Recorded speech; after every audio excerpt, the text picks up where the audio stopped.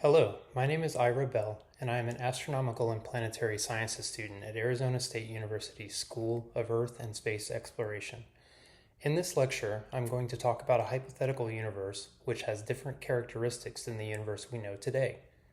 I'll be covering some of the physics of this universe, including its matter and energy composition, how its early phases like recombination and matter radiation equality unfold, and how these differences shape its expansion, curvature, and cosmic microwave background.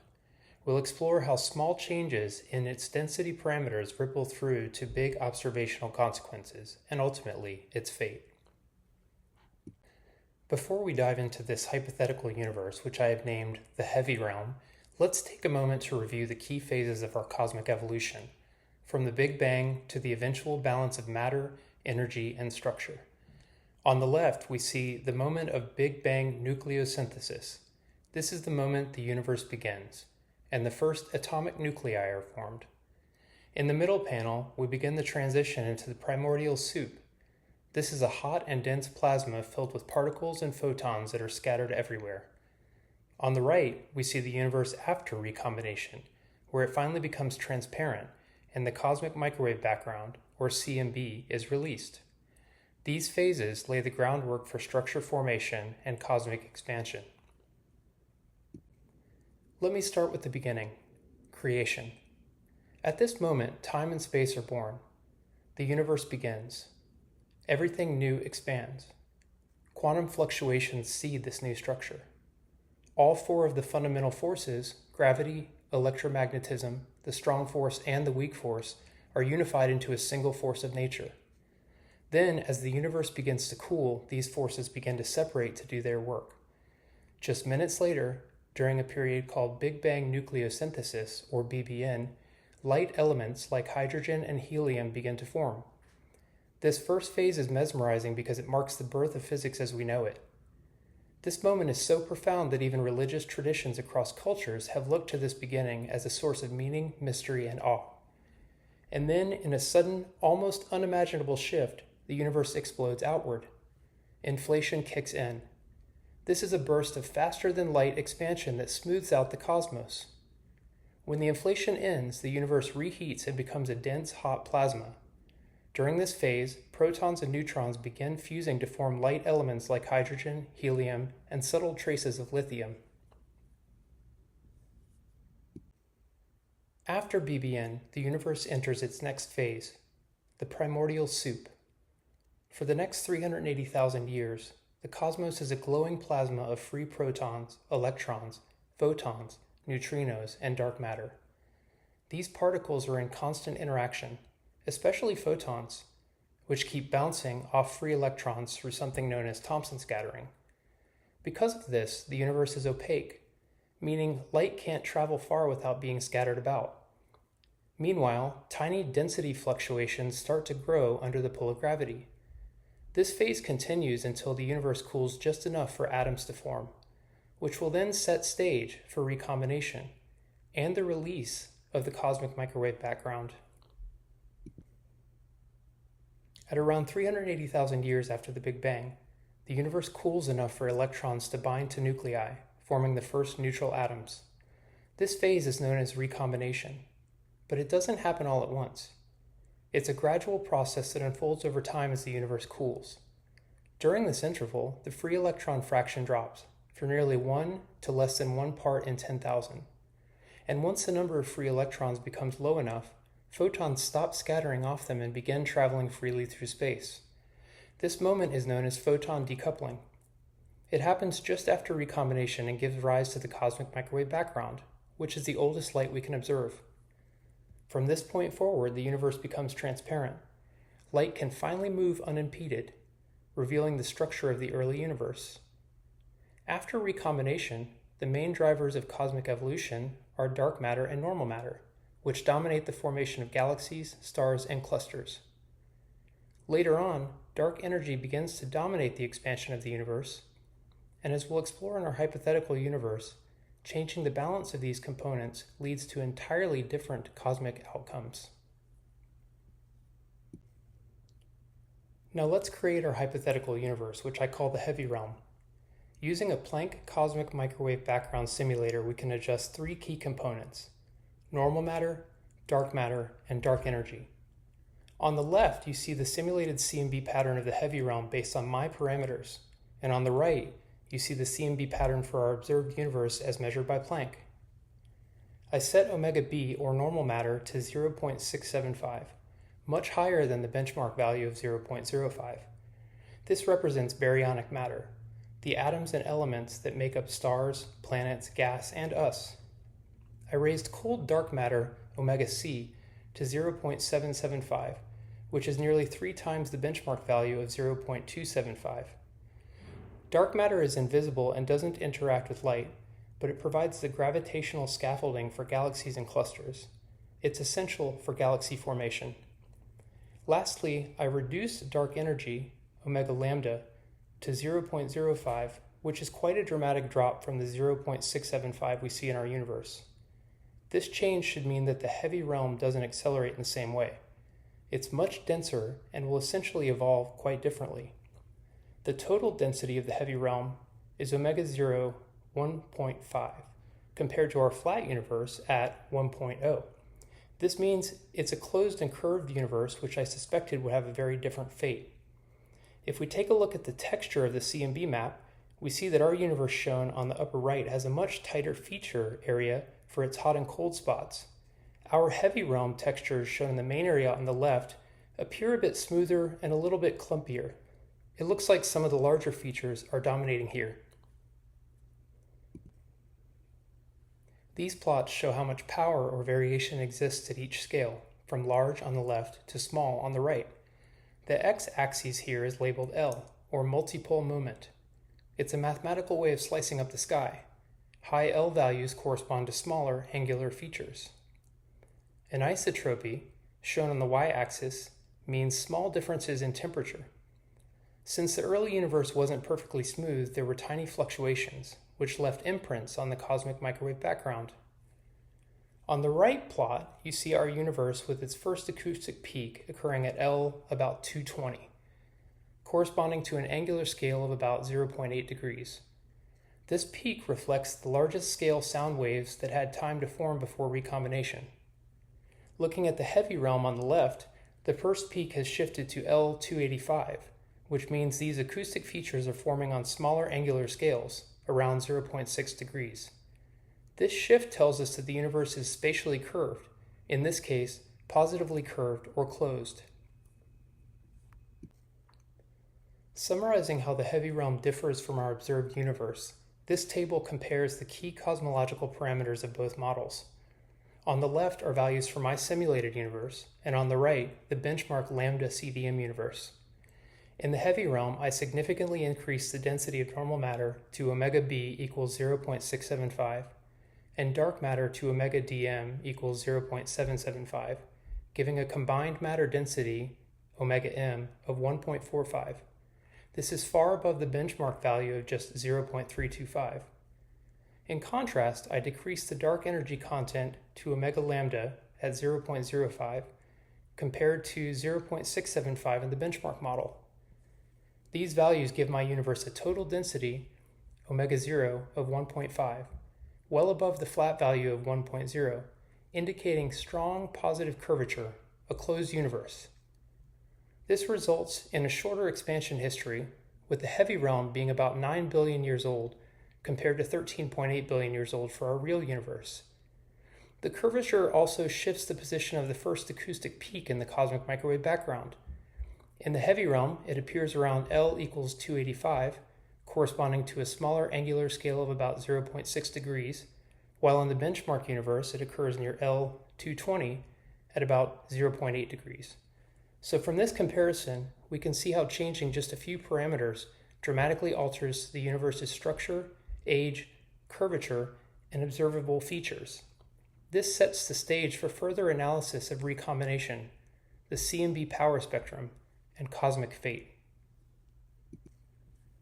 Stepping into the physics a bit, I will walk through the calculation of the baryon to photon ratio in the heavy realm. This value, represented by the Greek letter eta, tells us how many baryons exist per photon in the universe. First, we calculate the photon number density labeled here as eta CMB0, using the radiation energy density divided by the average energy per CMB photon. The expression has physical constants like the radiation density constant, the CMB temperature, and Boltzmann's constant. The result is about 3.7 times 10 to the 8th photons per cubic meter. Then, using the baryon density parameter I selected for the heavy realm, omega B equals 0.675, and the critical energy density expressed in mega electron volts per cubic meter, we see an energy density of about 3287 mega electron volts per cubic meter. Taking the ratio of baryons to photons yields approximately 9.46 times 10 to the negative 9th. For comparison, the benchmark value from observations of our universe is about eta equals 6.1 times 10 to the negative 10th. So the heavy realm has a baryon to photon ratio that is about 15.5 times larger, or roughly a 1450% increase. A higher eta means more baryons per photon, which will affect recombination, helium production, and stronger acoustic peaks in the CMB. At this point, we're calculating three key quantities that define the moment of recombination in the heavy realm: the temperature, redshift, and scale factor at which neutral hydrogen formed and the universe became transparent to light. We begin by estimating the onset of recombination. The equation shown uses the hydrogen ionization energy, 13.6 electron volts, divided by Boltzmann's constant and the natural log of the inverse of the baryon to photon ratio. For the heavy realm, with eta at about 9.46 times 10 to the negative 9th, this gives us a starting recombination temperature of about 8542 Kelvin. However, full recombination, when the ionization fraction drops low enough for the CMB photons to decouple, occurs later. Using a standard approximation derived from the Saha equation, we scale that value down by a factor of 2 to get an effective recombination temperature of around 4271 K. Next, we compute the redshift of recombination. Since temperature is proportional to 1 over the scale factor, and we know that the present-day CMB temperature is 2.73 K, we find that recombination in the heavy realm occurs at a redshift of approximately Z equals 1564. Finally, we calculate the scale factor at recombination, which is just the inverse of 1 plus Z. This gives us a rec at 6.4 times 10 to the negative 4th. This means that at the time of recombination, the universe was only about 0.06% of its current size. Compared to the benchmark model, where recombination occurs at roughly Z equals 1100 and T equals 3000 Kelvin, the heavy realm recombines earlier at a hotter temperature and a smaller scale factor, consistent with its much higher baryon density and larger baryon to photon ratio. This slide covers two important moments in the universe's expansion history: the point where matter overtakes radiation and the point where dark energy overtakes matter. Starting with matter radiation equality, we use the approximation that scale factor at equality is the ratio of radiation to matter density. We find that in the heavy realm, this occurs at a scale factor of about 6.2 times 10 to the negative 5th, or a redshift of about Z equals 16,111. That's much earlier than the benchmark model where Z equals 3,400, because the heavy realm contains vastly more matter. Later in time, we can ask, when does the dark energy become relevant? We estimate this by equating the density of matter and dark energy and solving for the scale factor. That gives us a lambda of 0.276, or Z lambda at 2.63. This is later than in our real universe, where dark energy takes over around Z equals 0.3. So in summary, the heavy realm exists in the radiation era earlier and enters the dark energy era later, spending much more time under the influence of matter. This longer matter-dominated period drives stronger structure formation and shifts key features in the CMB. So here are the parameters we've calculated so far for the heavy realm compared to our benchmark lambda CDM universe. The eta, baryon to photon ratio, has a massive increase in the heavy realm, which tells us that baryons outnumber photons far more than in our universe. The temperature of recombination is hotter in the heavy realm, 4271 Kelvin versus 3720 Kelvin, because more baryons require more energy to stay ionized. The redshift of recombination is also earlier, Z equals 1564 versus Z equals 1361, meaning the universe becomes transparent sooner in the heavy realm. Then look at matter radiation equality. It occurs much earlier in the heavy realm at z equals about 16,000 compared to z equals 3,600 in our universe. Dark energy takes over much later. In the benchmark model, it becomes important at around z.3. In the heavy realm, it's delayed a bit until around z2.07. Now that we've looked at the major transition points in the heavy realm, from recombination to matter radiation equality to the rise of dark energy, let's pause for a moment.